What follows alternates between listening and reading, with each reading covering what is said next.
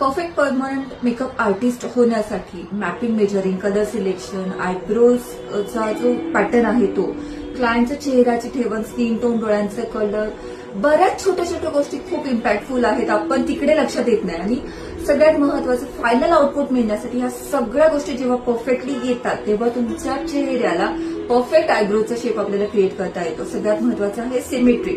आणि एवढं सगळं करून सुद्धा ते नॅचरल दिसलं पाहिजे. ग्रीनिश ब्लूइश दिसणं, पट्टीचा इफेक्ट दिसणं किंवा अनइवन पॅची पॅची इफेक्ट दिसणं, हे सगळे टेक्निकचे आणि बेसचा फरक आहे बरं का.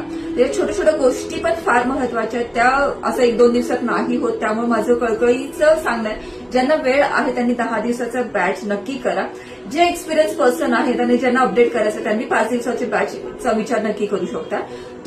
तुम्हाला किती अपडेट करायचं आणि तुम्हाला स्वतःला किती इम्प्रूव्ह करायचं, तुमचं नॉलेज किती इम्प्रूव्ह करायचं, त्याच्यानुसार हे दोन्ही ऑप्शन तुमच्यासाठी आहे. नक्की विचार करू शकता. भेटूया सुशिसमध्ये. Thank you so much.